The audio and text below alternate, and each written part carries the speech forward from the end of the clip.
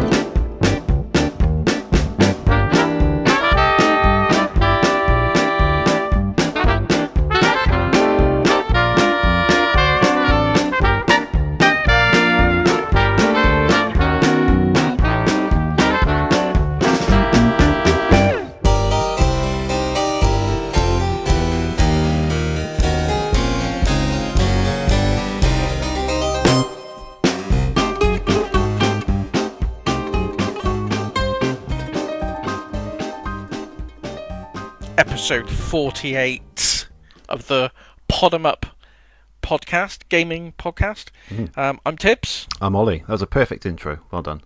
I know. He wasn't happy about doing it, but I managed to convince him, listeners. So there you go. I will not be accused of not pulling my weight on this podcast. So that intro, that's why they pay me the big bucks. Yeah. Yes, we are the Podemup podcast. Today we're doing Voodoo Vince in the book club. It's a packed show. It is a packed show because also it's a packed show, like a big tub of gumbo. A big tub of gumbo. We've got the 5th annual Podemup Awards. For it is the final episode of the year, and that's what we do in the final episode of the year. We go back and look at the games we played, and we pick the best of the best. So before we do all that, Tibbs, what have you been playing in the last month and a half, I think, or so? I'm not sure. I'm not. I'm very ill prepared for this. I have to be honest. I know I've been playing something. You must have been playing something, surely. I've put a lot of hours into Tetris as I used to. I got the old Tetris bug back. I completed something. What did I complete? Hang on. I'll get to the bottom of this. I will get to the bottom of this. What I'm going to do is just going to click here on my cover for me while I'm doing this. Doop-a-doo, covering. This is the covering song. Yeah, covering. We're doing some covering. Cover. Yeah. I'll tell you what I'm doing. I'm just looking at what I've recently played on Steam so I can tell you exactly what it is. Okay. But obviously I've been playing a bit of Voodoo Vince. I've put in tons of hours into Tetris. What is it that I've been playing other than that? And that is the question. And you may think, oh, you'll just fill in for time here. No. Oh, that was it. Klonoa. Oh, okay. The new thing. The remastered thing they did. Yeah. Yes, I played a demo of it on Switch. I liked it. It's good. How'd you go on? I really liked it. I've almost completed the first game again. I've not gone through. I've not started Klonoa 2 yet. I'm literally on the last, the final fight with Gadius. Yeah. I didn't. hate that. I hate that last level. Yeah, well, we did it in the book club a long time ago, didn't we? Yeah. And I got to that boss, but I didn't complete it, and I did use a lot of save states because obviously we did the original PlayStation version. Yeah, it gets really hard, that game. That does. It gets so hard on the platforming on the last area where you got to jump on the little, they got platforms that disappear and I hate it. Have they done much to sort of ease the difficulty in the new version? They haven't done anything. Right. No, not I've noticed. Because I was thinking of getting that because I thought they might have done. I'm sure I read somewhere. Did you get infinite lives or something? No, you don't. Oh, right. No. Okay. Well, I can't remember. Because it's a while since I played the original on the PlayStation.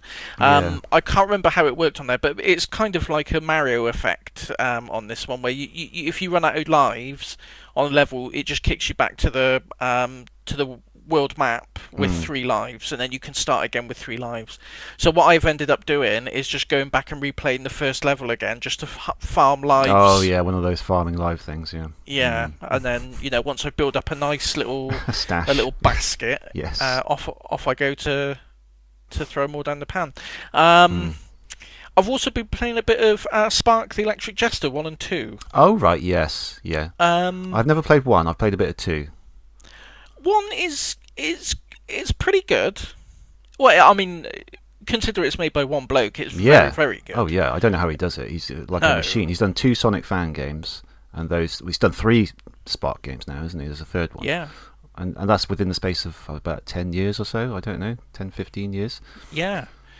But yeah, it's really good. There's some really frustrating platforming bits towards the end of the first game. It gets a little bit frustrating, but yeah, it's an amazing achievement for what it is. I just started playing Spark the Electric Jester 2, which is more of a 3D platformer. Yeah. And again, considering it's just one guy doing it on his own, it's really impressive. I'm convinced he's managed the art of like self-duplication, and he's got like 10 copies of himself just working away. He must have. That's the only way. That's the only way. I don't know. Well, outside of the show, you helped me out with a bit of Game Maker. I did, stuff. yes. I've been trying to learn Game Maker. Yeah, how's that going? Well, that's I'll save that for another time. Okay. But you saw the pig's ear I was making of just trying to get a little asteroid scene going. It's tough. It's not easy game development. It's a tough cookie. Yeah. It really is. Yeah. Oh, that was it. That's the other game I played. I can't remember if I started this after our last show or if I mentioned it at all. Inscription? Did I mention that? No, I don't think so. I don't know what that is.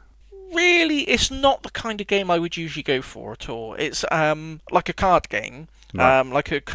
almost like a trading card game. The premise is, well, actually, I won't go into the full premise because it's got some really interesting twists and turns, and as the story, it's got a whole story behind it, but there's a certain bit you get to, and it just pulls the rug out from under you. Like everything you've learnt about the game up to that point, and what you think the game is, suddenly just completely changes, and it's really interesting. But as you start the game, the premise as you understand it going into it, is that you've woken up in a cabin that you're locked in, and there's an old hermit who's sat across the table from you, and you have to play the card game with him or you die. Right. And that's it. But some of the cards are alive. There's like animal cards, and they're all like, they've got a badger and a stoat and a pigeon or something. But one of them starts speaking to you, and you've basically got a grid on the table. You put your card down, he puts a card down, you put a card down, he puts a card down, and the cards have specific values, like an attack value and a defense value, and you have to basically try and outsmart him and win the game, basically. And there's various boss fights and stuff you go through, and like I say, I'm not usually one for card games. No, me neither. No. It just doesn't. I don't know why. If I tried one, I might like it, but there's just something unappealing about it. Yeah, it's just something that's. I just want more stuff. I don't want a load of cards. I want some stuff going on. It's just something as shallow as that, I think. But yeah. But I would say it really got its claws into me, and I got to what I thought was the end. I thought, this is the final boss. This is where the story's been leading up to. Got to beat this guy, and then that's it. That'll be a really good game. I enjoyed that. I'll recommend that. Beat the boss, and then everything went mental.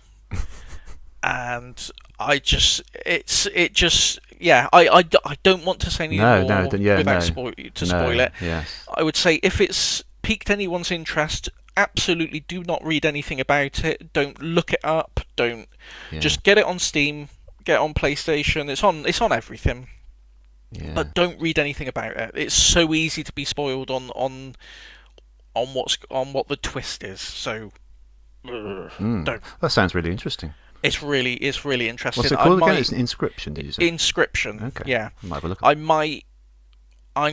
shortlisted that for a potential pick for next year, next season. Next season, yeah. But we'll see. Yeah. Yes. Cool. I think that sums up what I've been playing. Okay. You know what I've been playing, don't you? Oh yeah, you've been playing that thing with the hedgehog. That new hedgehog thing. Yeah. Sonic Frontiers I've been playing. Yeah. How is it? That's great. I loved it. I really loved it. It was really good. I got to say, I was very skeptical before it came out. Yes. I haven't played it, but I was really pleased to see all the good press it's been getting and all the good reviews it's been getting. Yeah, I mean, I honestly thought it would just get... Some people would get it, some people wouldn't, and it would just, not quite meet expectations. But it looks like a lot of people are happy with it, and that's great. I mean, Sonic works so well in an open world, really. I always thought he might, but it just... The gameplay loop that they've created with the things you have to do in those open worlds work really well. They sort of suck you in. The worlds themselves are great. You just kind of run and explore. There's so many things to find around every corner. Lovely music playing in the background while you do so, like quite gentle and relaxing. The cyberspace stages are a bit of a letdown for me. But yeah, the criticisms that I have read have all centered around the cyberspace stage. They just, I mean, it doesn't matter because I just love the core gameplay so much that it just doesn't really bother me. I think that's generally the view a lot of people have as well. But yeah, they're pretty. They just. I read one review and they said these stages scream backup plan. Because it's just it literally is only those 4 themes that they showed off initially. That's it. That's the only themes you get in like 30 stages. So this Green Hill, Chemical Plant, Sky Sanctuary, and that original city level, and it gets a bit tedious. I can't remember. I can't remember the details because, as I said, I've not played it yet, so I'm only going by what other people have said. But like the level layouts are the same as in previous games. Some of them, not all. I think some are original. Unless I just didn't identify those. But yeah, I would say about half of them come from, and it's only really 3 games that I noticed: Sonic Adventure 2, Sonic Unleashed, and Sonic Generations.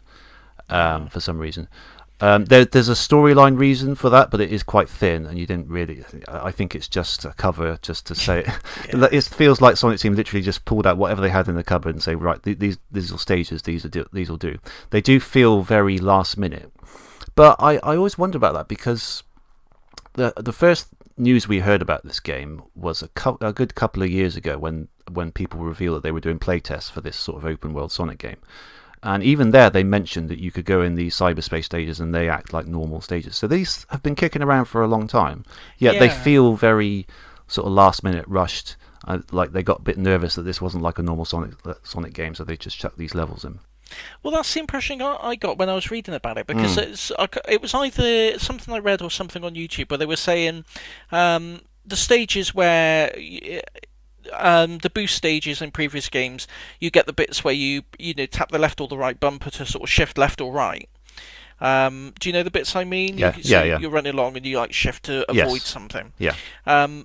Apparently, the way it works with the Sonic Frontiers engine, it's a bit misaligned compared to the old ones. So when you've got bits on the cyberspace stages where you would usually press the left and right bumpers to sort of shift left and right, but it's slightly misaligned, so you end up just banging into things or going off the edge of things because it's like they've copied and pasted the level but not adapted it to work with the new sort of mechanics and physics of Sonic Frontiers. Is that something you've come across? Possibly, yeah. I did find that although the physics are different to the open world, the physics in the open world are really good. They're the best 3D Sonic physics ever, I think. in my opinion. And that's just the default settings. You can tweak them to your heart's content if you don't like them, but I thought the default worked great, really well. But they're a bit different in the cyberspace. They don't feel right. Like 2D don't feel like you're going fast enough, and the 3D one, if you need to stop and jump and try and get something like one of the red star rings, I found it really hard to just stop and just jump and try and get it. Didn't feel right. Yeah. So they do feel a bit undercooked and just a bit sort of boring, the layouts are okay. They're a step up from Forces, and I don't like the music either, really. Well, I mean, it's okay. A lot of people do, and it's okay to listen to it separately as pieces of music, but I just want a nice catchy melody, nice catchy tunes. They would improve it a lot. It makes you, because I was watching a YouTube video where people had put the original music for the stages that they, for the appropriate stages that they've copied, but layout wise, and it just works so much better because it makes you realise how important the music is to part of those stages, which we talked about in our Sonic music episode. But as I say, it doesn't really matter because the rest of the game is brilliant. So, do you think? Because I don't know who it was. I can't remember who it was who said this on Sonic Team. But this is basically the future of Sonic for the next however many years. 10 years or so. He said. 10 years or so.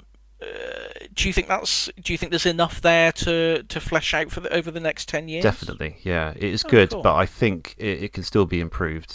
What I was thinking about this, what I'd like to see is more an open world where the level, it's got like linear levels that are kind of integrated into the open world, so you'll be able to roam around freely, but you start a level and then it's kind of like a set path through that open world, and you can just kind of go through it like that, and then just that's how I think I'd like to see something like that as a sort of evolution of this idea where they've got an open world but they want to keep this foot in the boost stages.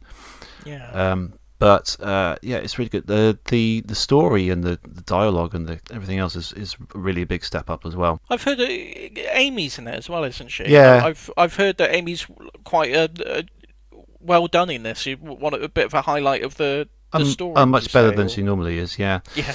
Well, the reason is it's been penned by Ian Flynn, who does all the current Sonic IDW comics. Oh, cool. He did the Sonic's Encyclopedia last year, which is a very good book. He's kind of like the Sonic lore guru now. He's kind of the go-to guy. He's kind of been in the background kind of piecing things together that haven't made sense before. And he's done a great job here. There's like, I don't want to spoil it too much, but there's a lot of, linking back to particular things that need answering in the past, certain origins for certain aspects of the Sonic universe. Really interesting if you're into that.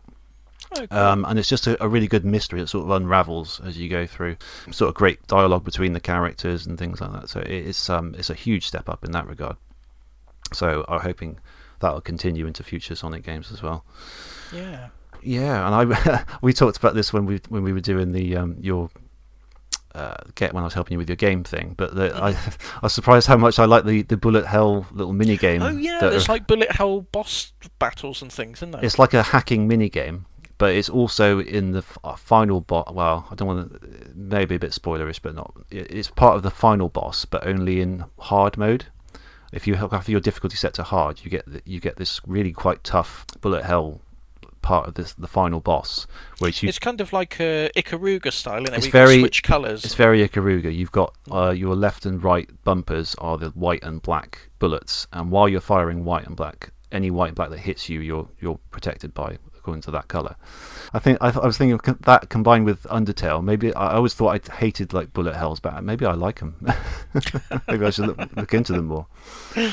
And interestingly, earlier this week I played Ikaruga to see how similar it was, and I actually preferred the Sonic Frontiers model, because in Ikaruga you have a separate button to switch and then a separate button to fire, and it doesn't feel as fluid somehow. So it's hard as nails. It is hard as nails. Yeah, I didn't like it as much. I'd like a whole bullet hell that's just exactly like this Sonic Frontiers version. I think that'd be really cool. But yeah, when you're in the open world, like the things you have to do, there's certain sequences. So you've got the bosses hanging around. You've got to beat those to get these gear things. You've got to put the gears in the portals to go to the cyberspace levels, and from depending on how many sort of missions you do in the cyberspace levels, you get keys, and the keys unlock the Chaos Emerald vaults, and you need the emeralds to turn into Supersonic to fight the big boss Titan. There's one of those in each of the 5 islands, or 4 of the islands. And then you've also got to collect these memory tokens to give to the character who is sort of trapped in the island. You can talk to them, but they're trapped in cyberspace, so you need to give them these memory tokens to progress the story and to do cutscenes and things. And that's where those sort of odd little Sonic-y bits spread out across the open world levels, like these random grind rails and things that you've seen them. That's what they're for. You go to get the memory tokens from them, and there's loads and loads of those. And they look silly, but it really is a game that you have to play to get what they're going with it, because when you're there, you'll just constantly want to get distracted and go on these little things, and there's just so much to explore. Just the whole process is really, engrossing. The bosses are really quite good and varied. I really liked how some of them incorporate Sonic-y things like grinding and that sort of air dive he does. Really quite clever.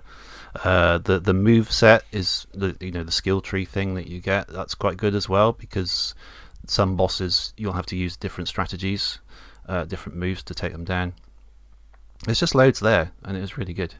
Yeah. Took me about a full 24 hours to get through it, and that was with a fair bit of wandering around and taking my time. People have done it in like 15 hours or so, which is a fair bit less than what they were going for with the 30 hours. And there isn't a lot to do afterwards when you've finished it, but there is loads of free DLC coming next year, which I'm looking forward to. It looks really cool. good. Yeah, like whole stories, and I think you're going to be able to play as Amy, Tails, and Knuckles as well. Oh right, that's so good. It's not. I was expecting there's going to be silly hats and shoes. and things, but, yeah. It looks like there's actual content coming and like extra good. things to do after you've completed it. So I'm really looking forward to that. Well, I think I'm going to need a new graphics card though, because I had to turn the settings almost completely down to get it running at 60 frames per second. It still looked pretty good, but even then, when I go to any sort of foliage area, it kind of drops and it gets really difficult. So, and then I possibly made the mistake of looking after completing it, look at Digital Foundry's video on the different versions and how they play, and just like seeing the PS5 and the Series X do all that flawlessly just made me think, and then I played it a bit after that and thought, it doesn't look anywhere near as good as that. I really need a new graphics card. I was perfectly fine with it before, but I didn't watch that. I didn't watch that video. So how did it perform on? It performs on really PS4. On PS4, it's okay. It's locked at 30 frames per second, I think, with some toned down graphics, but it generally runs okay. The Switch is, as you would expect, the worst one, but even that runs quite smoothly with a lot of things turned down, and like the draw distance and things like that. The draw distance was a common complaint in all the versions. Actually, things do pop in quite a lot, which is a bit annoying, but you do kind of just get used to it. Yeah. I'd highly recommend it though. If you can catch it when it's a bit cheap. I was going to say, I think I'm going to have to wait just for a bit of a sale on it. I think. But, I think you'll get more into it than you think you will, because it's people weren't sure when they showed those first videos, and I really wasn't sure. I just saw it looked like a Unreal Tech demo that someone's doing. It looked like one of those games where you just on YouTube you'll get someone just doing a mock-up of whatever franchise.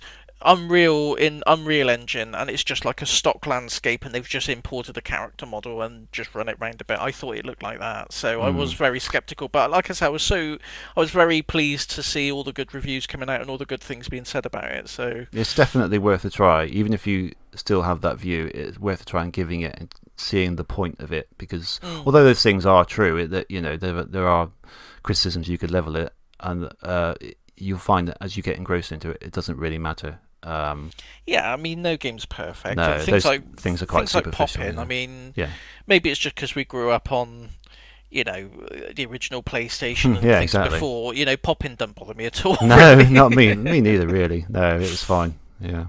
But highly recommended. Certainly anyone who's a Sonic fan should check it out. Even people who aren't particularly Sonic fans, it's a really interesting open world take on an open world game. It's not really like anything else I've seen before, because there's just something about how normally in an open world game, if you sit down for an hour's session, you'll go and fight a boss, go down to a village, do some trading in a shop and then just go off somewhere else, and that's your hour done. But in Sonic, you can do the equivalent of all of those things in like a few minutes, and it's that sort of gameplay loop. It keeps you going. It's just, I'll just do this, I'll just do this, I'll just do this, and because he moves so fast through everything, these huge landscapes, and it's really nice to just run through and just find stuff, and it's great. Yeah. Well, it's on my wish list on Steam. Yeah. Given that what you've said about needing a new graphics card, I don't know how well the Steam Deck will cope with I think I did hear the Steam Deck. You do have to turn a few settings down. It doesn't run it perfectly, but I should think it'll handle it all right. I'm going to say it should be playable, even if it's like a lower resolution. Oh yeah, it looks perfectly fine, to be honest. If you turn everything down, but it just looks lovely when you turn everything up. So yeah. A couple of other things to talk about. I did pick up the Mega Drive Mini 2, actually. Oh, did you? Okay. Yeah, I was tempted because that's my Mega Drive. That's the one I had as a kid. Yeah. And it is a lovely little thing. It's really nicely made, and 70% of me just wanted it to sit on the shelf. 30% of me was assuming that it would be hacked within like a day, and I could put whatever I want on it anyway. That doesn't seem to have happened yet. No, I remember reading something where there was suspicion it would be a lot harder to hack than previously, as if Sega have gone out of their way to make it a bit more difficult. Yeah, that seems to be the case, because I can't seem to find anything about anyone even working on it, really. Which is the game selection isn't bad, but obviously the most obvious ones are in the first one, and they haven't copied any of those. There's just like a fresh list. There's quite a lot of them. There's some Mega CD games on there as well. I've only actually had one session on it because I've been so busy, but it's all right. The only issues I had with it were in the two Sonic games, Sonic 3D and Sonic CD, and that's just because they can only seem to play one ring sound effect at a time. Oh, and it's really? Some things like this really annoying. Yeah, I was like, nope, not playing that then. That's really put me off, and I haven't seen anyone else complain about that, but I definitely noticed it in both of them. And also in the case of Sonic CD, it's got both of the soundtracks on, but if you want the better Japanese and European soundtrack, you can play it gives you the option of European and American, but if you play the European one, you get it at 50 PAL speed, which is really kind of stupid. Well, that doesn't even make sense. It doesn't make sense because they've got the 60 hertz there. Why don't you just have the same ROM and just swap the soundtracks? You can't. The only way of doing it is to go into the menu and change it to Japan. Like the first one, you can change the language to Japan. Everything's in Japanese, but you get the Japanese versions of the games, including Sonic CD, so you'll get the correct soundtrack at 60 hertz. But it's a faff, and you've got to navigate the menu in Japanese, and it's just not really worth it, to be honest. There's no excuse in 2022. No, but I thought it was interesting because it's actually the first time that the original Mega CD version of Sonic CD has ever been ported anywhere. Usually we get like the original PC version or the Christian Whitehead one. So I was interested in it for that, but yeah. That's a deal breaker. It is. All the other stuff I tried seemed fine, but it's a bit of a boo-boo. So yeah, I kind of wanted it to bring it on holiday, really. I thought it was a nice little thing. If I go on holiday, a nice little thing. If they've got a TV there, just plug it in, have a little play, and I probably still will, even if I can't hack it and put whatever I want on it. But I was kind of banking on that, to be honest. That was a big part of why I bought it. I mean, I'm sure it'll happen eventually. It probably will. They've just sort of thrown up enough barriers that it hasn't been hacked on day one like normal. But I wonder why, though, because it's not really a problem, is it, for them? If it's more of a selling point, if you can hack it and put whatever you want on it. I know they don't like to encourage that because they like to sell you the same stuff again, but I mean, Yeah, I mean, yeah, like you say, it just gives, I mean, Nintendo, when they did the NES Mini, yeah, everyone hacked that to high heaven. They did, yeah.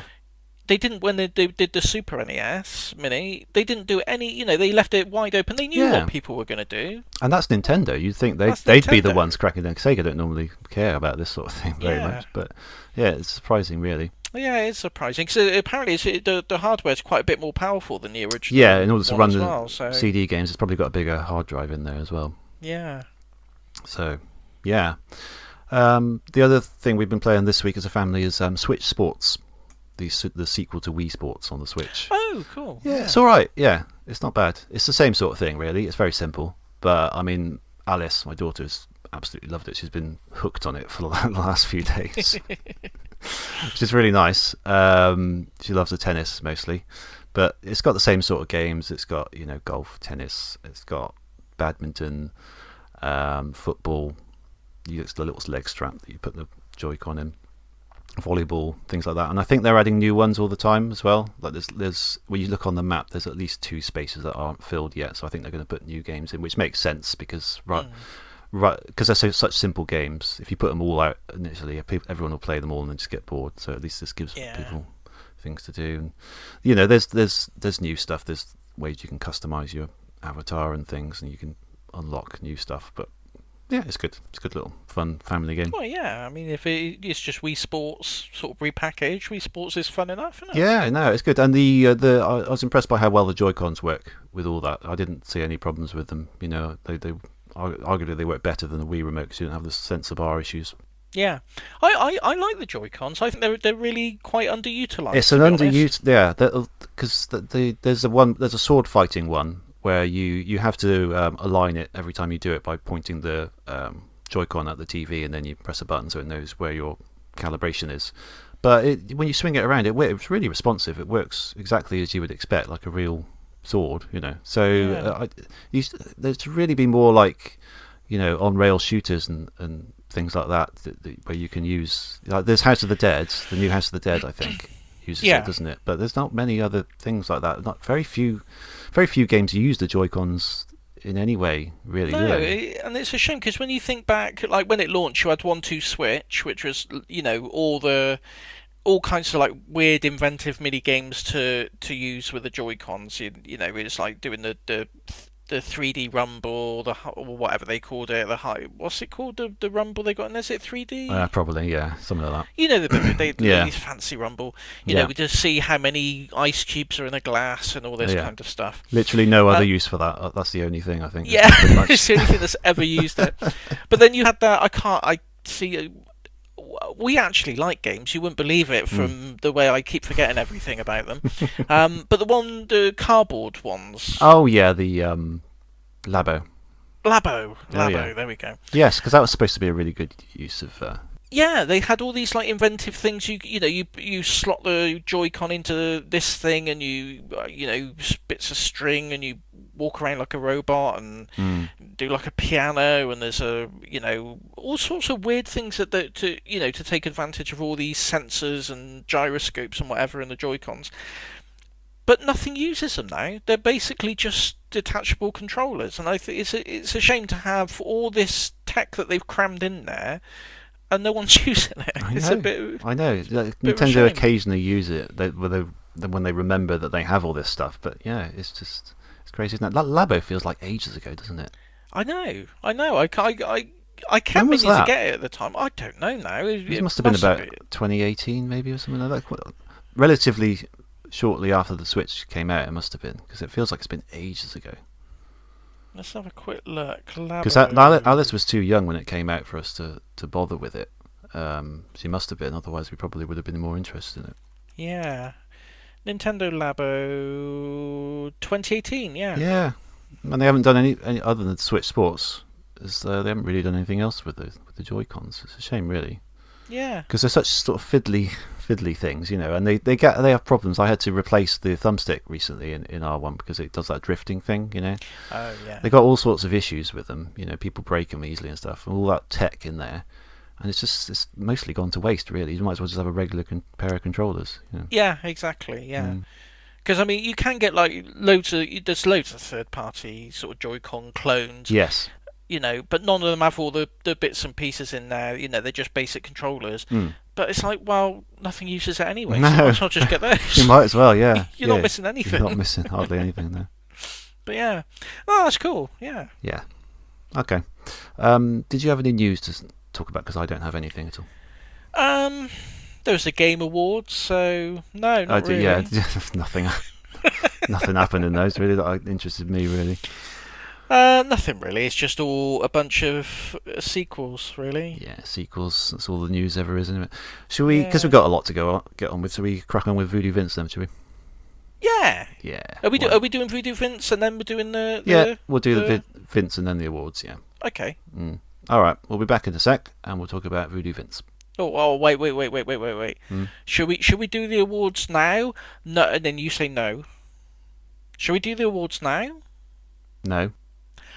Okay, we'll put a pin in that for now then. Yes! Yes! That's how it's done. I thought you were leading me up to do one of your small one jokes. Even better than that. Even better. Right. Oh, it's a big one. I listened to that. I think that exact video that you were talking about. Oh, I love it. It's such a funny voice, isn't it? It's such a funny voice. I know. There's a YouTuber. Do you ever watch? I can't remember what it is now. Is it Vine Source? No. Joel on Vine Source. Yeah. He sounds just like Joel from Vine Source. If you look him up on YouTube later, he sounds just like Joel. It's amazing. Yeah. Okay. So we'll be back in a little bit. Bye. The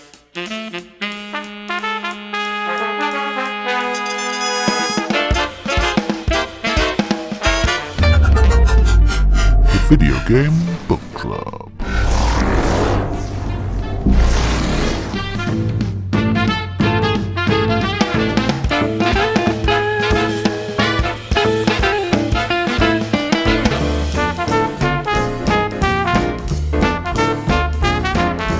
Vince the Voodoo Doll, a phenomenon known to just a few. That Voodoo Doll, he jumped out of some wacky magic brew.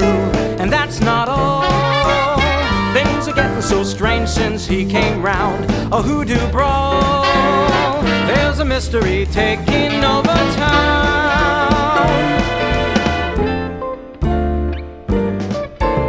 He's just a little fella made of burlap and thread. He looks a little funny with those pins in his head. His cause and effect isn't really correct, but he still fills the bad guys with dread. Vince the Voodoo Doll, you're gonna feel full when he has lunch. A voodoo doll, you're gonna feel bad when he goes crunch against the wall. And if you should slip, you're gonna take a voodoo fall. He's a hero who's just 10 inches tall.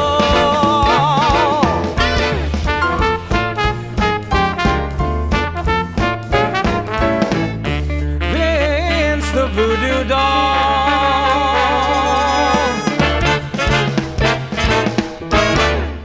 Welcome back. Today we are talking about Voodoo Vince in the book club pick. In the book club. Yeah. A book club pick in the book club. Yeah, that's what we're doing. Yeah. The thing. So this Voodoo Vince was developed by Beep Industries and Beep Beep doo, doo, doo, Beep and published by Microsoft Game Studios for the original Xbox in September 2000 and this is going terrible. September 2003 in the US, October in Europe, and July 2004 in Japan. In 2017, a remastered version was created for Steam and Xbox One, published by Beep Games. If you'd rather pick up the original, though, the asking price is around a tenner, so not too bad. Cheap as chips. Cheap as chips, yeah. So this is a 3D platformer in which you play as the titular Voodoo Vince, a voodoo doll brought to life by zombie dust when a couple of henchmen break into the shop of Vince's owner, Madame Charmaine, in an attempt to steal said dust. They also kidnap her, but via a telepathic link, she leads the doll off on a quest to save her from the clutches of carnival owner Cosmo the Inscrutable, who seeks to use the zombie dust to conquer the world. There we go. That's the synopsis. That's Voodoo Vince. That's Voodoo Vince. So, what do you think of it? What did you make of it? I liked it. It was good. Yeah. I liked it. Yes. What made you pick this then? Other than I just thought it good? was well. I know we both like sort of old school 3D platformer collectathon type things. Yeah. And it's at first glance it looks just like a standard 3D platformer that you would get 10 a penny for the era that it came out in. But I really liked the idea of being this voodoo doll, where you've got this gimmick where you build up your voodoo meter, and you attack the enemies around you by hurting yourself, Yes. which I thought was a really neat little. It's a good idea. Twist. Yes. Yeah. It's like a sort of super move that you build up essentially, and you collect these little purple icon things, voodoo icons, throughout the levels, and each one gives you a different way of hurting yourself, basically. And they don't really do anything. There's no, because I was a bit confused when I started picking them up. I thought, okay, well, how do I do this one? How do I do this one? But they're sort of randomly picked whenever you do that super move. Yeah. And there's some quite funny ones in there. There was one I wrote in my notes. I found one that said laxative. Did you find that one? Yeah. And then also in my notes later on, I wrote about a really funny one where like an outhouse falls on him and you hear poo sounds and then everyone dies. And then there was only one review in my notes that I realised, oh, that's the laxative one. And it's things like, it's usually the basic one with obviously where he would stick pins in himself and then everyone dies. Yeah, or like chuck yourself in a meat grinder or something. Yeah, things like that, just like probably a weight falls on him and stuff like that. Just like really sort of kind of comedic ways of dying and hurting yourself. And then usually the characters, the other enemies kind of look like that's what's happening to them as well. Yeah. Vaguely. Vaguely, I don't know if they bother to do animations for every single enemy doing every single one of those, but it's close enough from what I could see. Yeah, I did like that. There's parts, there's other parts where you, as part of the set piece, you kind of hurt yourself to inflict damage on a boss or the enemies as well.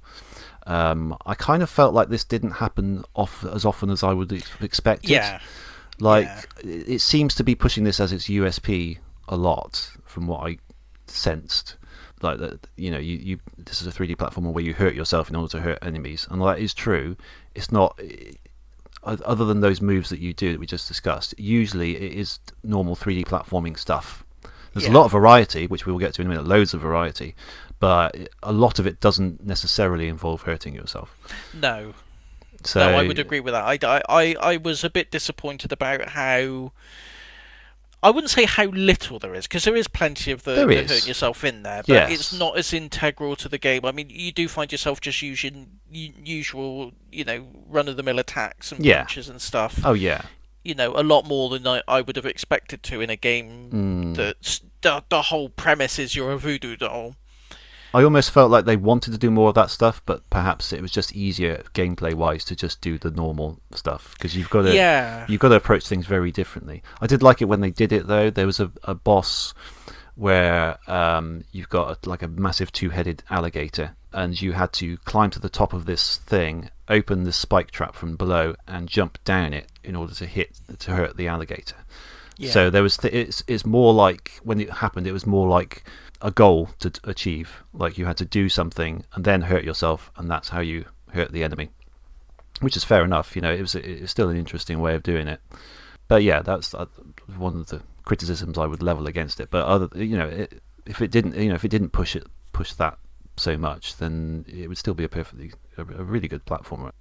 Yeah, I agree with that. I think maybe it's one of those ideas that would sound, maybe it sounded really good on paper. They got a little prototype up and running. And the hurt yourself to hurt others thing really works, but for a whole game, you need more content. You just need something a bit to mix it up a bit, and you wouldn't want to get to the thing where you're just doing the same animations and the same thing over and over and over and over and over and over and over. So Yeah. How far did you get on this one? Because it's quite a long and long game with loads of content in it.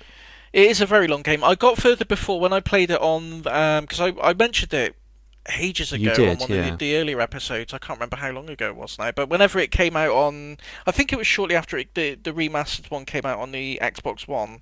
I played it then, and I got back then I got through to the Bayou, I think, which is, it's not the end, but it's pretty close to the end. Yeah. I didn't get anywhere near that far this time. No, I got to the third boss, which is the one where you're riding on a rat and you have to dodge the holes. I found that really difficult, so I sort of put that down earlier this week and I haven't been back to it. I'm going to say, I guess it's no secret from what I've already said. I liked the game. I enjoyed it, and I think it's definitely worth playing. I didn't like it enough to see it through to the end. No. It started to wear a bit thin. Not into the characters are charming enough, and everything about it it's all lovely, but the gameplay and the platforming and stuff, it started to wear out its welcome a little bit. For me personally. Yeah. Before we get to the good stuff in the game, I'll also add that I found the jump and particularly the double jump mechanic to be a bit fiddly. It took me a long time to get used to that because it's one of those where you can only double jump while you're sort of moving up. It's very particular about when you can double jump during your jump, and I like the freedom of being able to do it whenever the hell I want, basically. So I've died a lot, falling down a lot of gaps, just because I didn't time it properly when I was expecting to. Same here. It does get a bit easier when you learn that you can do that sort of spinning attack move at the same time. So it's like a double jump and then B, to swing your arms, and you get quite far then. And then you sort of kind of get used to it and it's okay, but it was caused a fair few frustrations earlier on. But I was really impressed by the variety in the levels, I must say. Oh yeah. There'll be plenty of like linear ones where you have to get through the end, but there'll be other sort of more open ones. I first noticed it in the first world in like the town square level. The town square, which I really liked. There's a big clock tower, and you can sort of wander around the level freely. It's quite a relatively small space, but there's shops around, and they say they're only open from 8 a.m. to 11 a.m.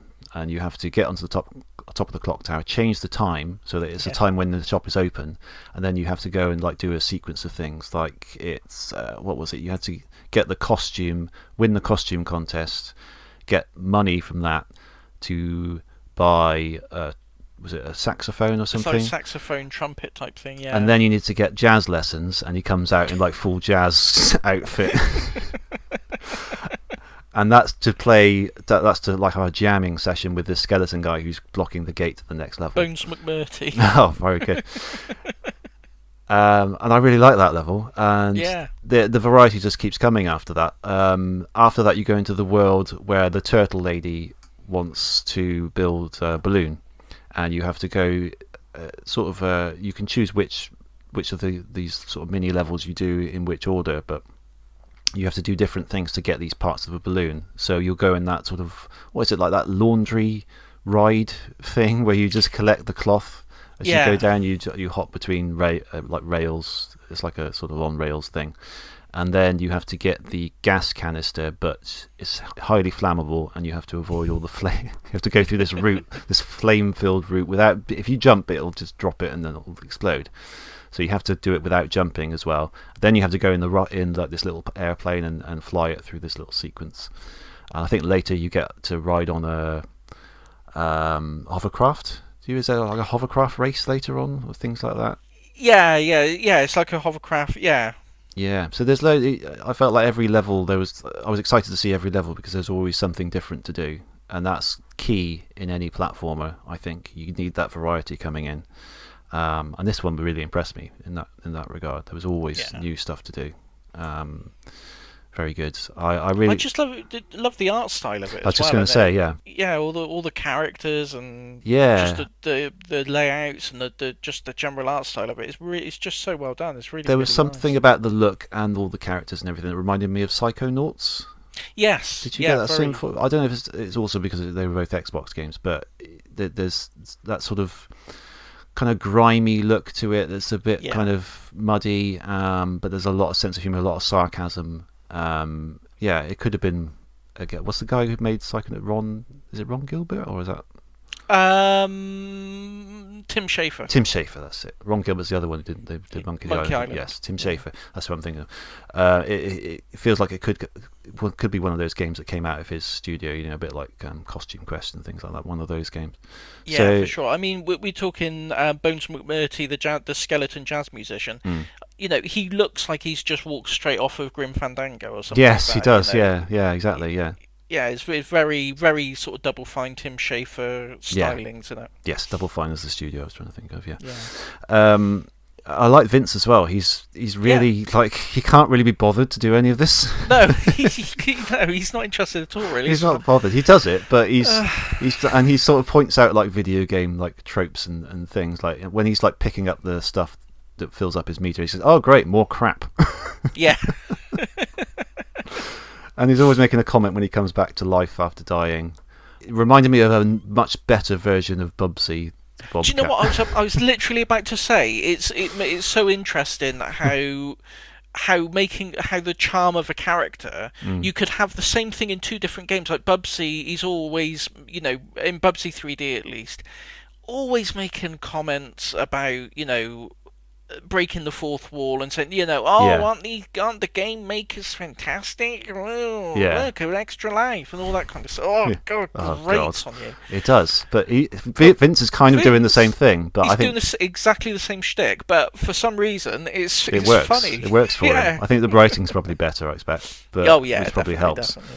But yeah, and he's just a really funny looking little guy, isn't he? He's he's got one eye that's a button and another one that's just absolutely massive. This big long head. He looks really weird as a video game character, but there's a certain charm to that works really well at the same time.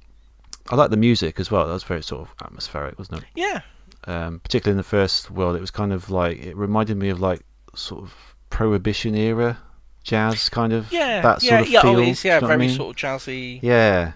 There's something about that, and then like the other worlds, they're all similarly sort of dark and kind of a bit kind of moody, like the third world is a sort of kind of Egyptian, isn't it? A bit Egyptian ruins and things. And there's another one in there, level in there where you have the zombies, and you have to like direct the zombies to the tombs and things, don't you? Yeah. But yeah, I don't really have a lot else to say about it, really. But no, I mean, I just got a. You were saying about the hovercraft. They're not. I can't remember what they were called. I'm saying that it's a hovercraft. I'm trying to remember what they're called. They're the things with the big fans on the back. Yeah, that's what I'm thinking of. But is that a hovercraft or is that something else? I don't know. I don't think they're called hovercrafts. This isn't really relevant, but it's bugging me what they're called now. I think they have a name, don't they? Yeah, they do. What is their name? I'm searching for swamp hovercraft. Let's see what comes up. They're apparently they're called airboats. Airboats? That doesn't sound right, does it? That doesn't, does it? Airboat is a flat-bottomed watercraft propelled by an aircraft-type propeller and powered by an aircraft or automotive engine. They're commonly used for fishing, bow fishing, hunting, and ecotourism. Oh, well, that sounds the right description, but it's not the right name, no. Common means of transportation in marshy or shallow areas. It's like the Everglades, isn't it? Everglades, yeah. There you go. Oh, there we go. Airboating is a popular ecotourism attraction in the Florida Everglades. Yeah, I'm thinking about that Only Fools and Horses special where they go to Miami. Remember that? Yeah. That's all I think of when I think of those. But yeah, Voodoo Vince. Yeah, back to Voodoo Vince. There's not much more we can say about it, I don't think. It's not a game with it's just a hugely deep story that you can dissect and discuss, but it's just a really fun little charming game. Yeah, there's great characters that you meet along the way as well. I like that the other thing I wanted to mention is that turtle lady. When you do get in that balloon with her, she realises that there's not enough lift, and she has to chuck something out, and there's like the camera moves between Vince and like a load of like comedically heavy things like a bowling ball and like a weight and stuff, and he looks back at Vince and then she chucks Vince out. There's just like quite a few moments like that were really funny, and just Vince's reactions to things. And something else I wanted to say just then, but I've forgotten now. No, it's gone. But oh no, the petrol pump guys at near the beginning. Oh yeah, the really sassy like like New York accent, like two petrol pumps, and you have to beat them by setting yourself on fire basically, and then they explode. Yeah, just I'd recommend it because it's it's quite cheap on Steam, I think, I got it for like £2 when it was on offer. I was going to say, if you picked it up when we mentioned it last show, it was like £2. It's cheap as anything. That's right, and it's definitely worth that. It's for sure. If you like 3D platformers, sort of quirky, funny games like this, it's a no-brainer really. It's good. Just be aware of the jump thing, but it's not a big deal really. Just get used to it. Yeah, you get used to it. There's definitely some frustration with the platforming side of things, but there's enough good to outweigh the bad. I think. Definitely. So, yeah. Check it out. Good. Okay. Right. Before my voice fails me, let's crack on with the big show, the 5th annual Podemup Awards. I've got my tuxedo on. I don't know about you. Absolutely. Grab a drink, sit yourself down. We've got an awards show coming up. It's going to be great.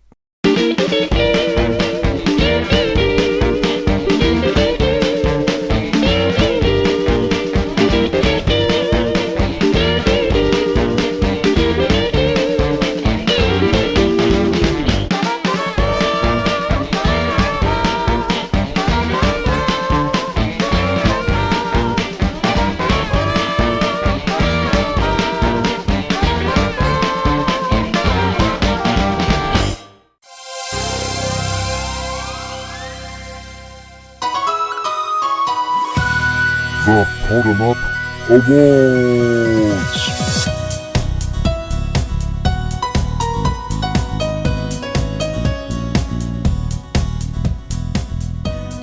Welcome back. It is time for the 5th annual Podemup Awards. The fifth annual awards. I know, that means we've been doing this for 5 years. It's mental.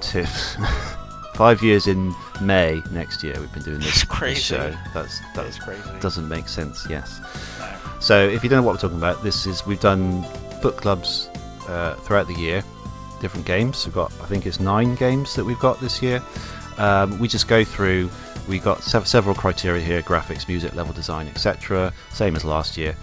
And then we just assign a winner and a runner-up. Each of us do that.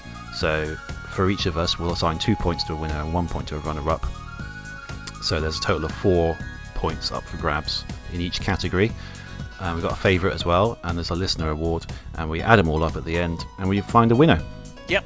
It's just that's the golden child of the year, really. That's our favourite game.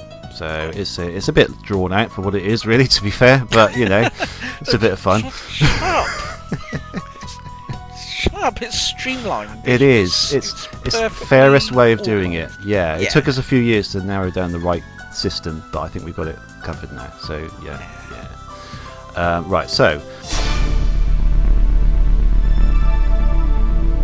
this year's nominees are Micro Machines Turbo Tournament 96, Power Diggers, aka Power Shuffle, WWF No Mercy, Fire Pro Wrestling World, Kirby in the Forgotten Land, House of the Dead Overkill, Banjo-Kazooie, Stray, Sky Blazer, and of course Voodoo Vince. Right. So you've got all your votes counted and sorted out. I think it's. I've not counted them. You do the counting. Well, no, I don't mean counted, but just like listed, ready, ready to go. Okay, so let's kick off as we always do with the first award, which is the Graphics Award. Now, as a reminder, as always, this isn't graphics compared to each other. This is graphics relative to the system that they appear on. So, what was your runner-up choice for graphics, Tibbs? The runner-up choice for graphics I've put as Fire Pro Wrestling World. Oh, okay. Interesting. Maybe it's not going strictly by the, relative to the system they're on kind of thing, but I really liked the style, the pixel art style, the animations, everything like that. I think it worked perfectly. I really like the pixel art really managed to portray the characters and the movements and the things. It was all very fluid, and it just all worked in a nice cohesive ball of goodness. So yes. My runner-up is Fire Pro. Yeah, good choice. I'd see that. Yeah, it does have a nice sort of art style to it. It did work, didn't it? Yeah. Yes. Considering the challenge they gave themselves of like being able to create your own moves and things in pixel art, is pretty amazing. All the different body parts and things, and you can customize them. It's kind of crazy, actually. Really, it's really crazy, yeah. And like we mentioned at the time, how many custom wrestlers that people have made themselves using that engine. Yeah, and they look as if they're supposed to be there, don't they? Yeah, they look exactly like you would expect them to look. It's just a really it's a perfect example of they knew what art style they wanted to go with, and they nailed it every step of the way. So okay. Cool. My runner-up, I've gone for Banjo-Kazooie. This is more relative to the N64 rather than the Xbox 360 version. But for an N64 game, it looks great. It's lovely sort of textures, lovely kind of models and vibrancy and effects and things. And it just looked like a great example of an N64 game, I thought. So that's why I gave it my first vote. Yeah. So what was your winner for graphics? My winner for graphics is Stray. Yes, mine too. Yeah. It was kind of a no-brainer for me. Yeah, it was really. It's just such a nice looking game. Just that city and all the things they crammed into it. It's just amazing. You go into like someone's apartment and it just, as we said many times in the episode, I think it just feels lived in. It just feels like someone actually exists there. All loads of little details and things. It just blew me away, really. For a relatively small team to come up with that was just incredible. Yeah. Yeah, it's a beautiful looking game. Every different area. There's so many minor details that you wouldn't expect anyone to put in there. Just like you say, just to make it feel lived in. Like even the apartment block that you go into and the bar. There's so much crammed in there, and it's just a really nice. It's just gorgeous. Yeah. Fantastic. I think that's, like you say, no-brainer. I think on that one. Yeah. Okay. Let's move on to the music award. So self-explanatory, really. What game had the best music? Your runner-up is. My runner-up is Voodoo Vince. Oh, okay. Yep. Because I like the jazzy stylings, and it's not music. I don't might be repeating myself. I can't remember if I said this when we were talking about it, but it's not music I would listen to outside of the game necessarily. It's not something I'd stick on an MP3 player and listen to. But I think in terms of fitting the style fitting the levels that it was in, and providing the ambience and the atmosphere, I think it's perfect. Yeah, it's a good soundtrack in those terms. Yeah, it does give it a lot of character. I did like it as well. Yeah, my first vote for that goes to Kirby and the Forgotten Land. I really like the soundtrack to this. I know when we discussed it, you found it a bit repetitive, but I didn't like it quite as much. But it's a great soundtrack. Yeah, I thought it was a really good example of just the platformers soundtrack. There's loads of like catchy tunes in there. I've got the soundtrack down. I've got it in my regular sort of video game music rotation. It's good. Yeah, I like it. It's just like a great kind of cuddly platformer soundtrack, lots of catchy tunes and things, and that's right up my alley. So yeah, that's why I've gone for that. So your winner of the music award? I wonder if we might have the same on this one. I've gone for Banjo-Kazooie. Absolutely. It's fantastic. One of my all-time favourite soundtracks. Yeah, it's incredible. So good. Yeah, it's just basically similar to what I was just saying with Kirby. Really, it's just a great, catchy soundtrack. Like Grant Kirkhope is fantastic at that style. Like whenever you hear his music, it's got the same sort of style. I don't know how he does it, but it's just like that sort of almost nursery rhyme kind of feel to all the songs have. But they get stuck in your head. Those tunes, they're incredible. So yeah, love Banjo-Kazooie soundtrack. Yeah. The next award is the Level Design Award. I think we always say that level, it could be game design as well. Depends what the game is, but kind of the structure of the game and how it works and the placement, the stuff you do in the game, really, kind of in basic terms. So, what's your runner-up for that? The runner-up for that is Voodoo Vince. Same here as well, actually. Yeah, because I know we talked about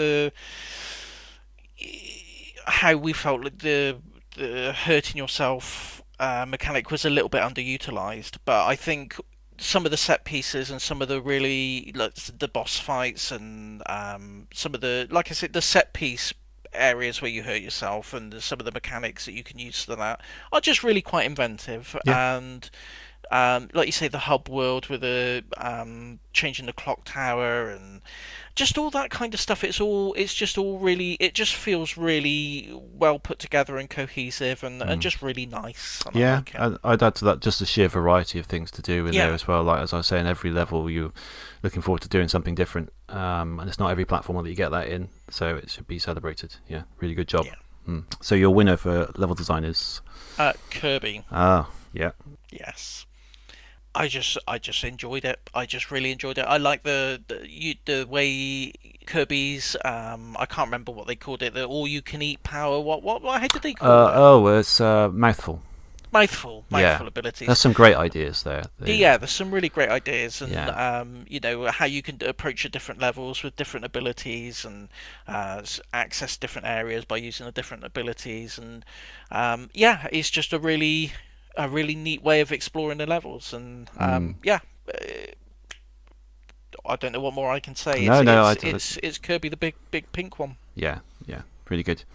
I've actually gone for Banjo-Kazooie in this one. Oh, cool. Just the sheer variety of stuff to do, really sort of inventive things at the time. I just, when I played it originally, I loved it, and also the theming of the levels as well and things like that, and how the characters fit in there too.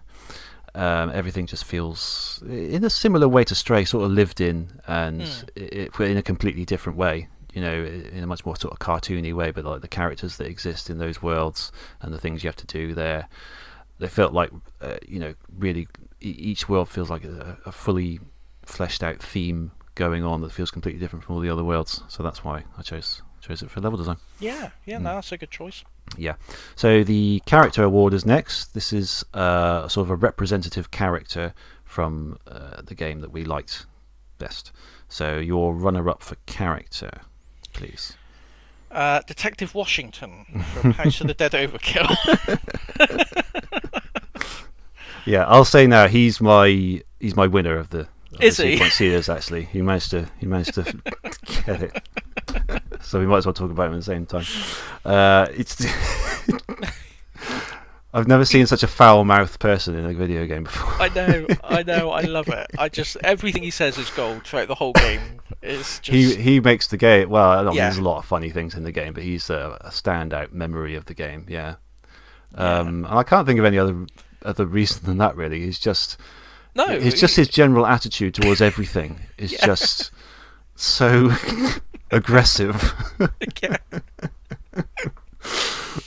Yeah, just so over the top, needlessly aggressive, needlessly vulgar. He's the perfect character for that game. Absolutely. Yeah, I love it. Yeah, I love it. Definitely. So, okay, my runner-up was Kirby.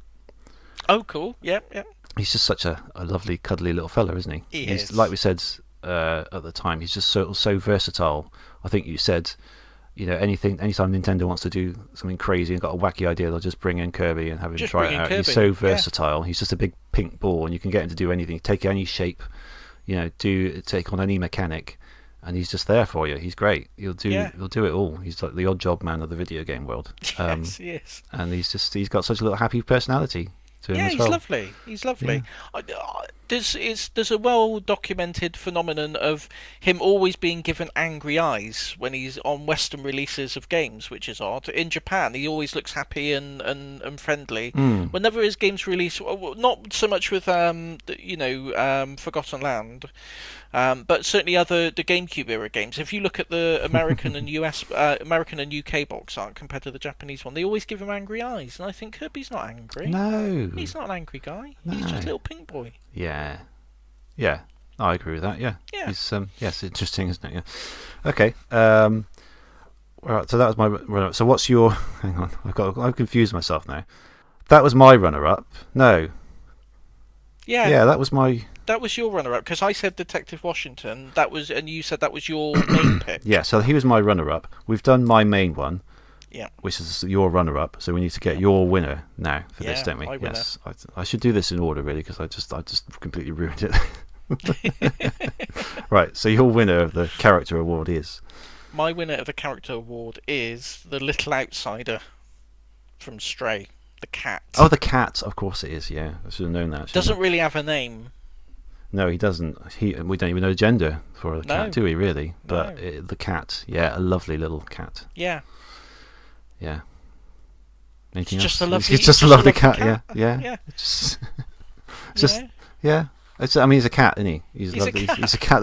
What else can you say? He's a cat. You play as a cat.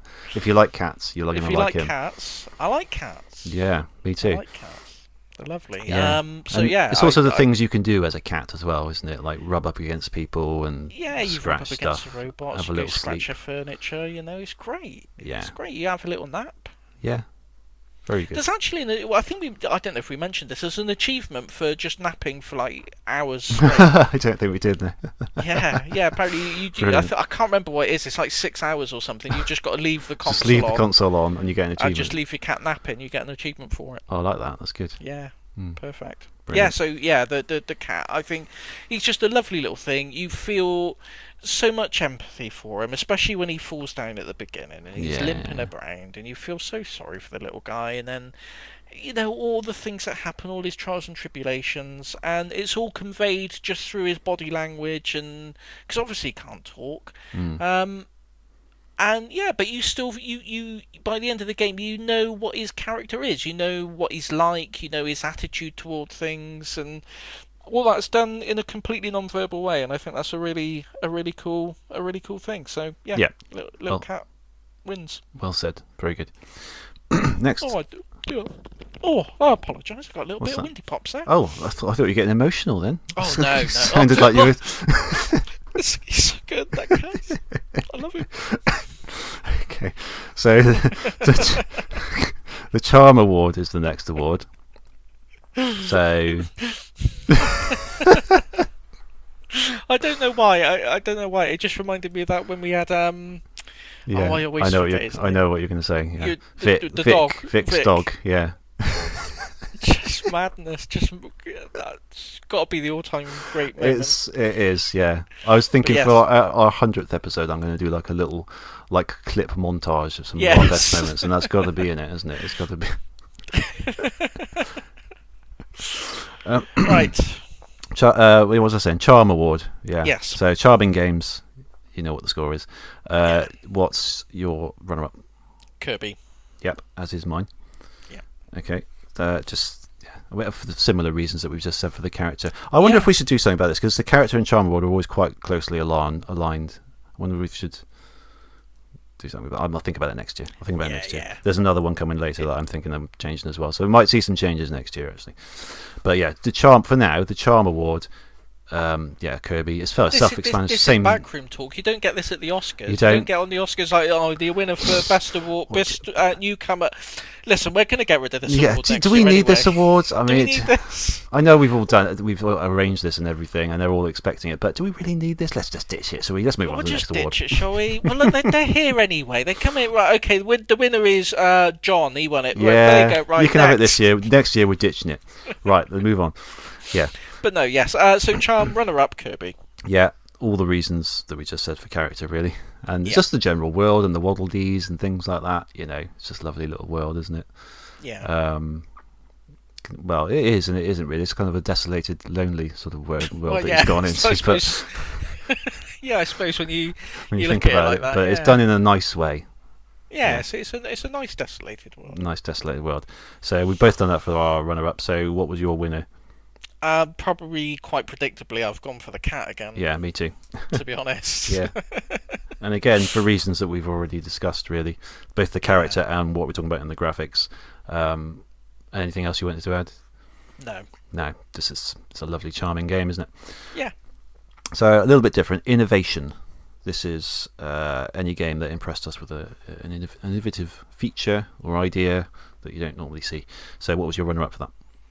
My runner-up for that, for the innovation, was Voodoo Vince. Oh yeah, okay. Because of the main mechanic that we've discussed. So we've talked about that already. Yeah, pretty much. So my one was actually Micro Machines Turbo Tournament '96 for its level creator thing. For the time on the Mega Drive, I thought that was very impressive. The sort of the depth of course creation and tweaking things. Like you said, you enjoyed doing that when we were playing it. Yeah. And also the fact that you could say, what was it? You could get it as a code, couldn't you? And put it on someone else's game and bring it in. And yeah, I thought that was incredible, really. Yeah. So that was my innovative pick for runner-up. So what was your winner?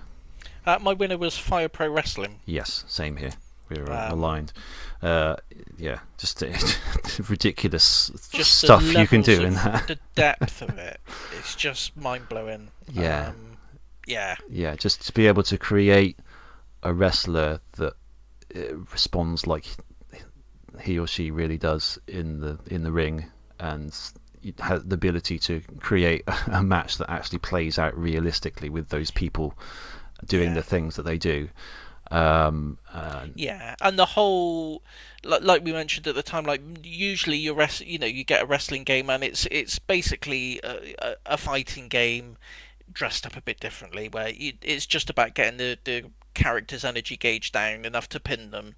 But I love with Fire Pro the sort of the emphasis on putting on a good wrestling match rather than just wearing down an energy bar and then pinning them. And I think that's a really innovative way of approaching the wrestling game. So and it just separates it from a normal sports game as well, where it's very much you've got to win.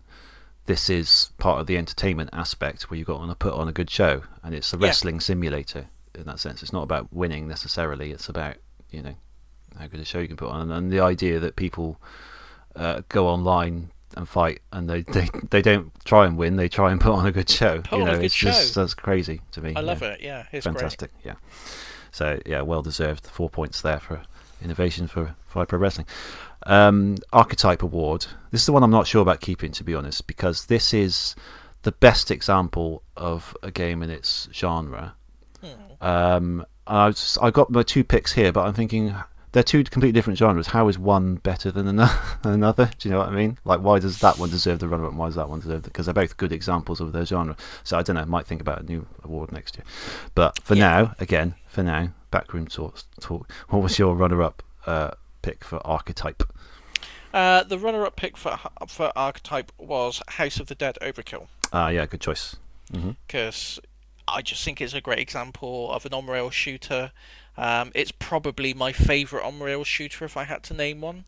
I think if someone said to me, I've never played an on-rail shooter before, what's the best one you can think of to play? I would say House of the Dead Overkill. So certainly the mechanic that we were discussing in the episode, where when you die your score just gets halved, so you can kind of keep going, but there is enough of a penalty there to make you not want to get hit, was a really, really clever way of doing it, really, and sort of mixing playability and wanting to keep going with. Yeah, and I think with it being challenge, with it being designed as a console game from the ground up rather than an arcade port, you don't have, it's not designed to just keep you putting money in the machine to keep keep buying credits over and over again. So you don't get as many of the really cheap sections that you would get in like the original House of the Dead. Yes.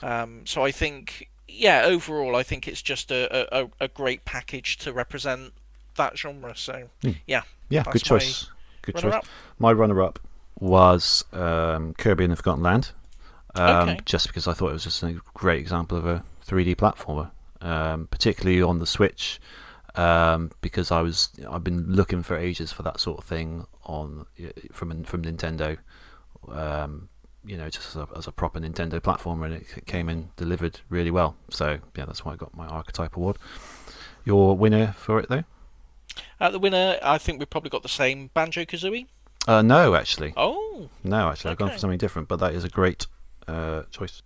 Yeah, I mean, if kind of invented the genre, really. In a I was going to say, so it's really one of the pioneers of what we can, when you think of a 3D platformer, Banjo-Kazooie sort of writ the book on it. So. Yeah, a collectathon take on it anyway. Yeah, definitely.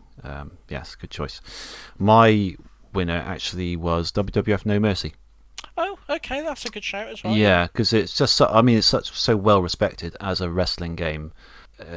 other than what we were just saying about Fire Pro Wrestling, where there's a need to put on a good show, this was just this was more in terms of the sheer amount of options of different types of match you can do, the roster, things like that. It's just is impressive for what wrestling games try to achieve. They almost seem to be trying to get back to something that's as good as that and never quite achieving it. So that managed to strike the right balance between two different things I can't think of, but the right balance. Let's just say the right balance.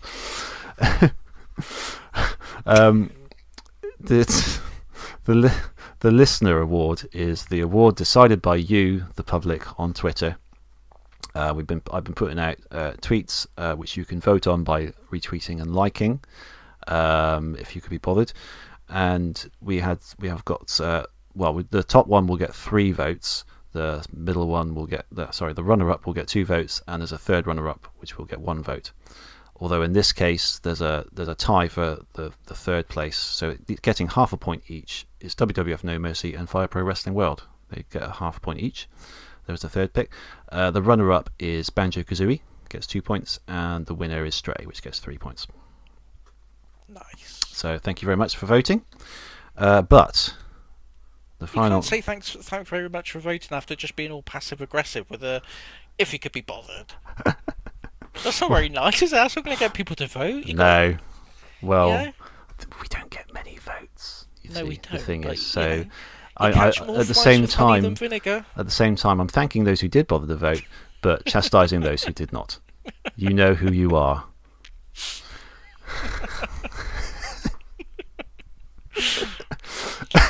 But more important than that, Tibbs, is what we think is our favourite games. Far more important. We're the ones who played them. We know more than anyone which of the best games is in this list. So similarly, we've got 2 runners up here. So the winner is. I'm really struggling to put my words together now. This happens every year. I swear. I just sort of degrade into nonsense. It's the excitement of hosting such a prestigious event. Let me reword it. So there's 3 points up for grabs from each of us for our absolute favourite game of the year. It's a further 2 points for the runner-up and 1 point for a second runner-up. Okay, so your second runner-up, the one that gets 1 point from you, is what game, Tibbs? It is House of the Dead Overkill. Okay. Let me just mark that on my thing. Yeah, a really good game, wasn't it? Shoot some zombos. Listen to some great dialogue. Just a B movie in a game, and it's just ridiculously over the top and very enjoyable indeed. My 1 point was Stray, actually.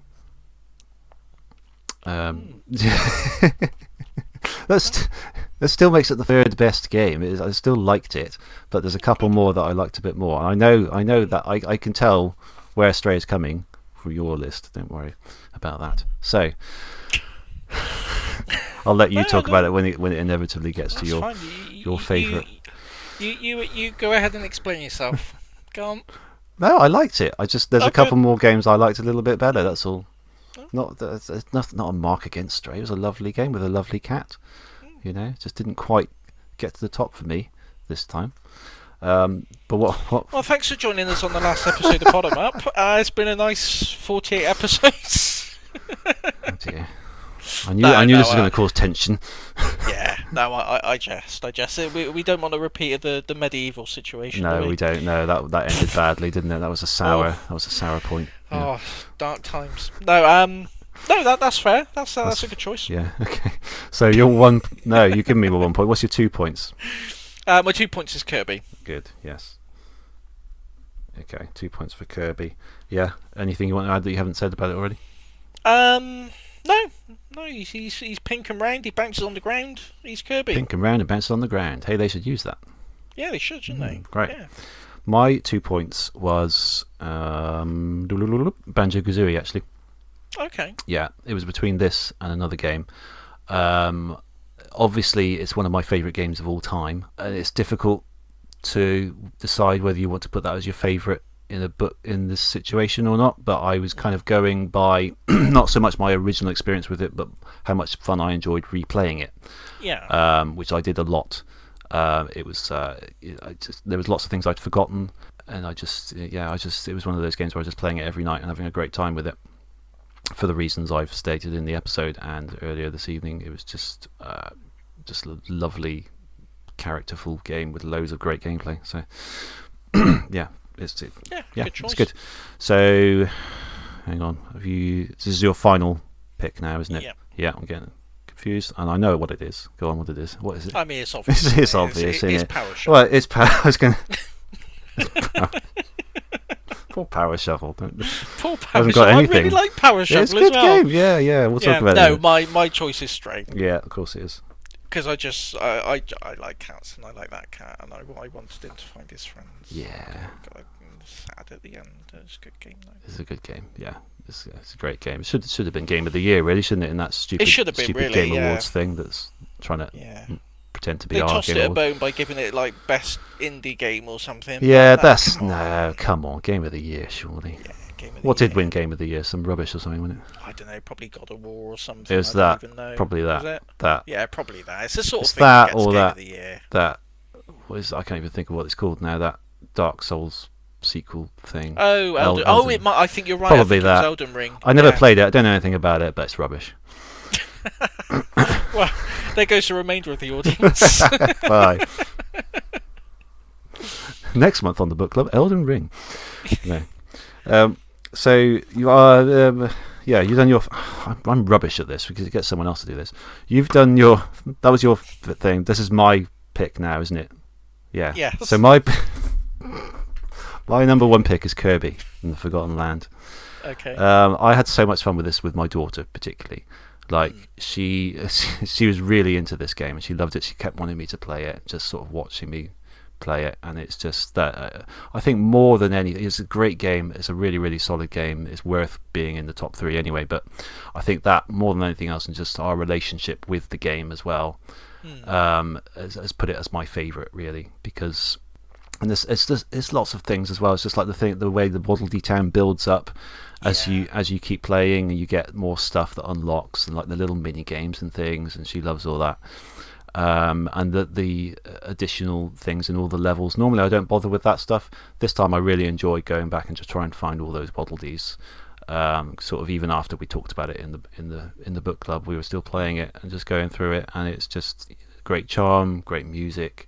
Great visuals and things like that. It's a really, really good game. It's just a really good. It's just a classic Nintendo game, isn't it? It's exactly what you expect from a first party Nintendo.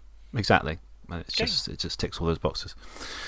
Right. So with that done, I'm going to take a surprisingly long time to tally all this up, as I always do. So if you could bear with me, listeners, and I'll sort all this out.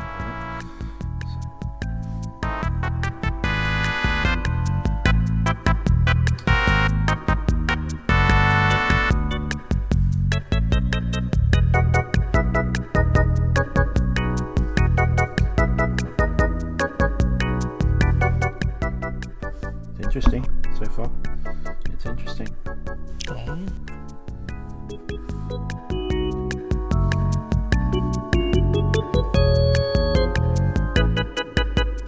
I've counted the votes. I'm now going to order them.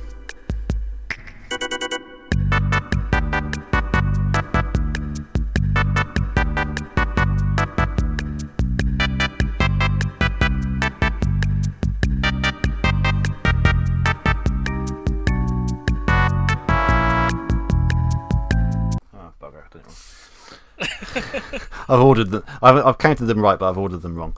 Okay. Let me just hang on. Right, I've got to get this. I've got to get this all right. There was one year, I think the first year, where it didn't actually make a difference on the end, but I realised one of the games I didn't fully count the votes properly, so it got. You designed this system. I know, I designed the system. It got closer to closer to winning. I might as well say it was Klonoa. I miscounted. Ghost Trick still won, but Klonoa was a closer second place than we thought it was initially. Just revealing that to you all now. So I just want to make sure I get this absolutely right and get the order right as well. So, bear with.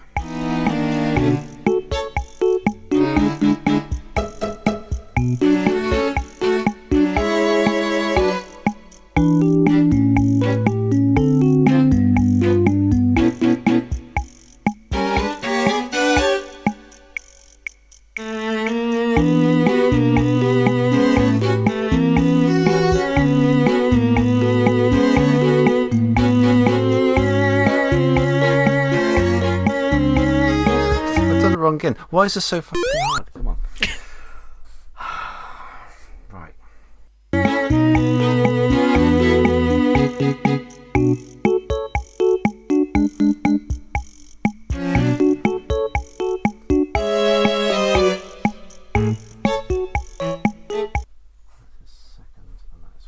Right. I think I've got it. Right. I will have cut that. Listeners, that took me a stupidly long time to sort that out. Right. Okay, hope I got all this right.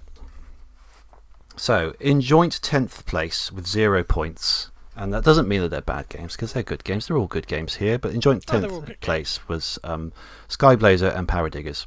They didn't get any points, but we love them anyway. Good games. Skyblazer, a good platformer. Power Diggers, just a good diggers. Good diggers. Sponsored by Diggerland, don't forget. So don't forget that. The seal of quality there. In 8th place was Micro Machines Turbo Tournament 96 with only 1 vote. I think it deserved more, really, but it was good. I'm thinking next year, ditch that Archetype Award and put some sort of fun award. Like a game that you had the most fun with, because I had a great time. I had a great time with a lot of them, but I had a really surprisingly good time just playing like the standard head-to-head mode with the points going back and forth, even against the computer. That was great. So I might do that next year. Yeah. But 1 point, Micro Machines Turbo Tournament. In joint 7th, in 7th place on its own is WWF No Mercy with 2.5 points. Not bad. It's surprising, but I think it was up against some stiff competition with Fire Pro. It is a good game, but it's a little bit stiff. Yeah, Fire Pro did better, obviously. Yeah. Then in joint 5th place is House of the Dead Overkill and Voodoo Vince, and they got 4 points each. Wait a minute, Voodoo Vince has got 5. Bugger. God. Alright, well, what did I say? In joint 5th place. Okay, so in 6th place was House of the Dead Overkill with 4 points. In 5th place was Voodoo Vince with 5 points. There we go. No. In hindsight, I can see that I was right the first time. Both House of the Dead Overkill and Voodoo Vince both have 4 points each, making them joint 5th place. I'm so sorry about that. You'll never know. Seamless. In 4th place, with 5.5 points, that's lucky, is Fire Pro Wrestling World. Okay. Right. Now there's a big jump up for the next 3. Okay, obviously. But which order do they fall in? That's the question. In 3rd place. Oh, sorry. Honestly, next year I'm going to do this sort of in a completely different way. I'm going to computerize it. I'm going to automate it. I'm going to click a button and it'll count it all for me, because this is just ridiculous. Right. In a minute, in the recording, I'm about to tell you that there is a clear 3rd and 2nd place. In hindsight, again, that's not completely true. 2nd and 3rd actually have the same number of points. I counted 1 point wrong on what I thought was the 2nd place. So these next 2 games I'm about to tell you actually have the same number of points. They have 13 points each. Please bear that in mind. There is no 2nd and 3rd place. There are 2 runners-up, 2 second places. In 3rd place was Banjo-Kazooie with 13 points. In 2nd place was Kirby and the Forgotten Land with 14 points. In 1st place was Stray with 17 points. Well deserved. I thought it was going to go that way. Sweep the awards, but yeah. Well, the 2. It's a bit like last year actually. There's a bit of a tussle for those top 3 places. I thought it was going to come down to them. And I thought Stray would probably make it. I wasn't sure the order of the other two, but yeah, I think that's a pretty fair way of getting to looking at the bottom lineup of of games we had for the year, I think I think that's a rightful 3 winners. Where did House of the Dead Overkill come? So House of the Dead Overkill came 5th, and that had 4 points. I was going to say, I was expecting that to be a close runner-up. So 4th or 5th, that seems about right to me. 4th or 5th. Fire Pro Wrestling did well, actually, particularly in innovation. That's where it scooped up. Most of those points got 4 for that, which is deservedly. I think that's a good lineup. Good lineup. Good lineup. Yeah, I mean, Stray. It's just what a game. I loved it. I really enjoyed it. I know. I put it as 3rd, but it's still a great. Nothing else quite like Stray. Is there? No, nothing even remotely like Stray. Remotely like it. It's its own. It's just its own little thing. Had a story it wanted to tell, and it told it in a wonderful way. I wish there'd have been a little bit of an epilogue, because I wanted a bit more closure than it gave. But yeah, a worthy winner. Yes, definitely. I just love the atmosphere, love the characters. Just so much more, even more charm than I was sort of expecting it to have. Like particularly from the other characters and the robots and things. They were really good as well. Yeah, just really great. I'm really interested to see what the team does next. To be honest, I'm hopefully with the success of Stray, they'll have a bit more money to play with and a bit of a higher budget, get some more people on staff, and come up with. I hope they turn into one of these studios that you can always rely on to come up with something really interesting and innovative. So, be interesting to see where they go. Yeah, definitely. Okay, there you go. Our winner of the 5th annual Podemup Awards is Stray.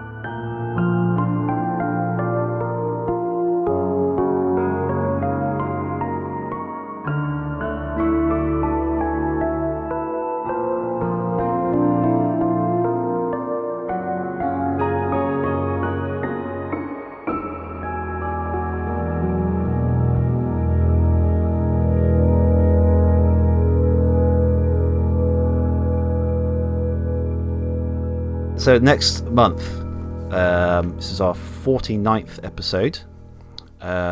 It is going to be. We haven't done a Sega Saturn game yet, so that is what I am picking. We have not done a Sega Saturn game yet. No. Okay. No. So this is a game from Sonic Team. This is going to go one of 2 ways, isn't it? I was going to say. I'm going to do the other one at some point, but this time I'm going to do Burning Rangers. Oh, okay, cool, yeah. Yes. Yeah. I was expecting you to go the other way, but yes. Okay. Well, I'll do that at some point, but Burning Rangers. We've talked about this a few times, or at least a couple of times. Do you own this? No. You don't own it, but you got a means of playing it on a Saturn. Yeah. Or with your fancy pants Steam Deck, I bet you could get a lovely Sega Saturn emulator running on that. Probably anyway. Could. And it's that's what I'm going to play on, to be honest, and it runs perfectly fine from what I did a little play the other day. It's sci-fi firefighting, isn't it? Yeah. I own it, and I bought it in about 2005 for like 25 quid. It's a steal now. Yeah. Wow. And I played it at the time, but I haven't really played it much since then, so it'd be interesting to see how it holds up. I'm just having a quick look. Let's see how much it's going for at the moment. Oh. It's the PAL version, is it? Yeah, mine is, yeah. £299. Blimey, seriously? Yeah. Yeah, £299. Does Okay. someone Don't else do don't tell my anything? wife that. Jesus. Yeah. Wow. Yeah. £270. Oh, blimey. One I think for it was about 200, I think it was yeah. about 100 when I looked maybe 2 or 3 years ago. So it's obviously creeped up a lot. Then it's one of those. Yeah. One Well, of those as is things. always the case. So if you can speak Japanese, you could pick it up for a nice £60. Yeah, I think I've heard this. Unless you can speak there is because you get a lot of dialogue in that game telling you where to go, Yeah. and I think you kind of need it. So Yeah. you might be a bit stuck if you don't speak Japanese. That's the only thing about that. Anyway, we'll discuss all that next time. Yeah. That's quite interesting, actually. I'm looking at the Japanese one. It comes with like a little mini CD as well. What's that How one? does it work? Music, is it? Or Oh yeah, Burning Ranger's theme song CD. okay.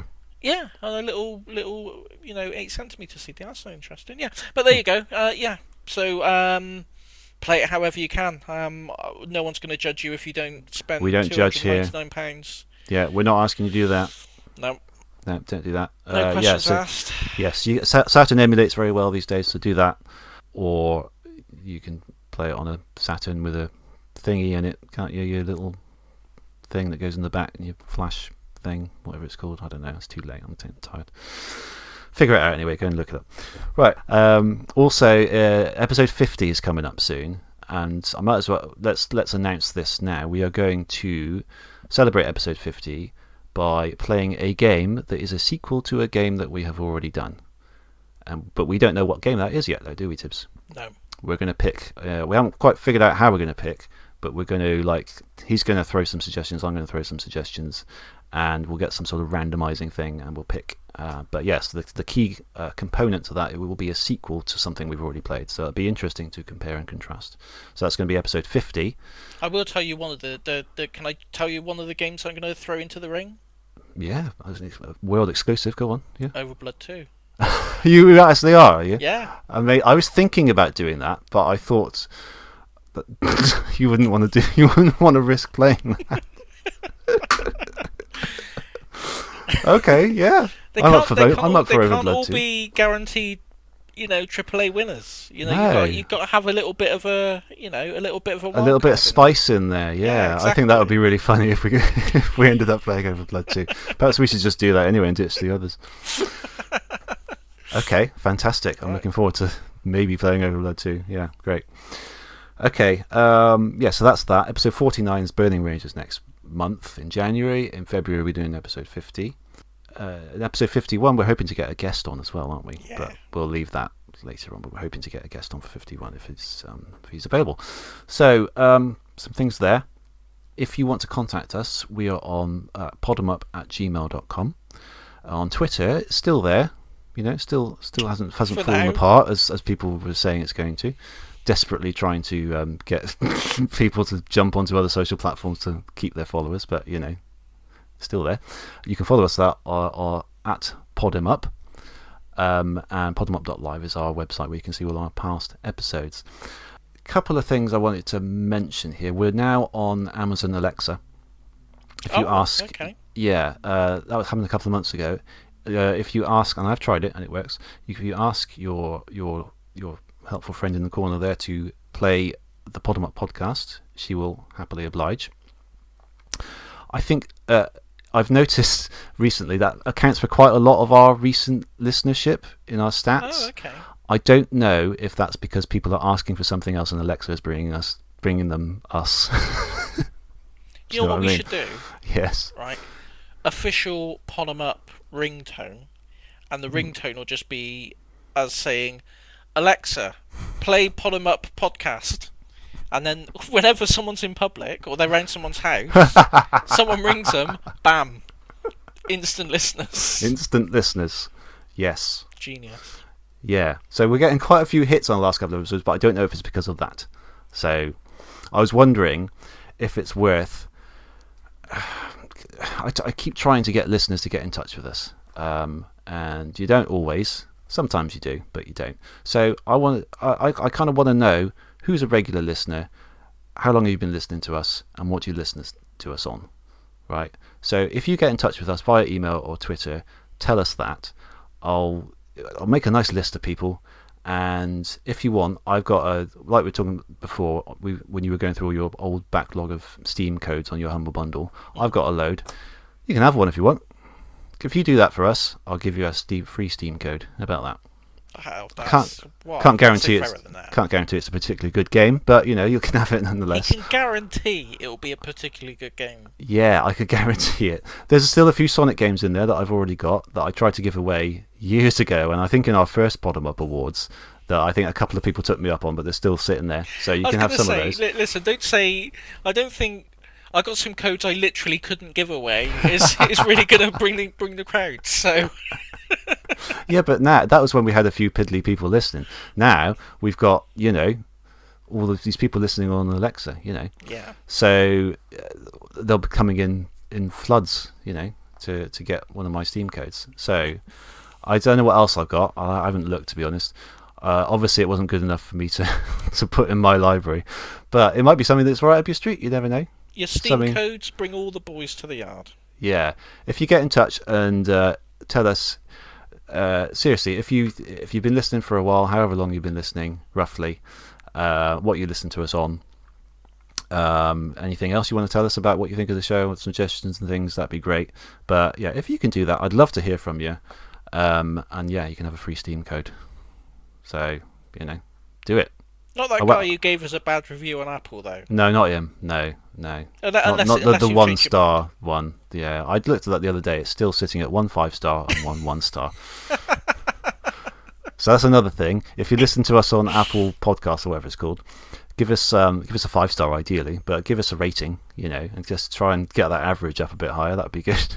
Even if you think the show's rubbish, give us a 5-star. Give us a 5-star. Then say we're rubbish in the comment. Yeah, if you want. Yeah, as long as it gets that 5-star, because that gets us a bit more views, doesn't it? I think. Yeah. So there's some stuff there for you to do. Go away and do that. I also I just wrote this down because it was a funny idea. The idea that people are asking for something on Alexa and getting us. I like the idea that the first thing they will hear is our most recent episode is us doing bad Toad impressions. They were like, what the hell is this?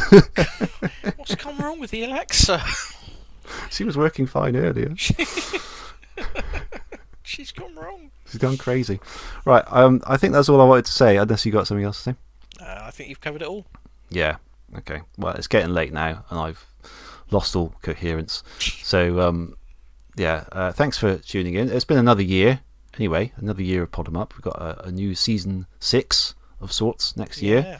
Lots of lovely new games coming up to talk about. And yeah, it's nearly 50 episodes, Tibbs. I can't really believe it, to be honest. I know, that is kind of mental, really. It is mental. I mean, we've said this at various points throughout the show. Like, usually on an end of year episode, but yeah. Yeah, usually, or we've done it like episode 20 and then 25 and then 32.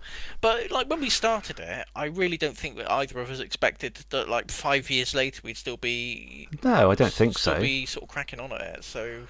That's really quite good. Yeah, it's pretty amazing. I think we should be proud of ourselves for that. I mean, not all podcasts last that long. No, really. Most probably don't, to be honest, in terms of the sheer numbers of them. So, I think we put out a pretty good product, really. I like to think so. Ad free, do it just for the love of the game. Yeah, we'll never do ads and things. Probably won't do a Patreon and stuff like that because it's just nice and simple, isn't it? We just put a podcast out, you listen to it, and we do our best, really. So, yeah, if you like us, do get in touch. Tell us. We'd love to hear it. If you don't like us, do get in touch. Tell us what we can improve on. We'd love to hear from you. Seriously, we would. So, Christmas is just around the corner, so we'll go away and enjoy that. I'll try and get this episode out before then. So have a lovely Christmas, everyone. Lovely holiday period, and yeah, we'll see you next year. Thank you very much. Bye-bye. Bye.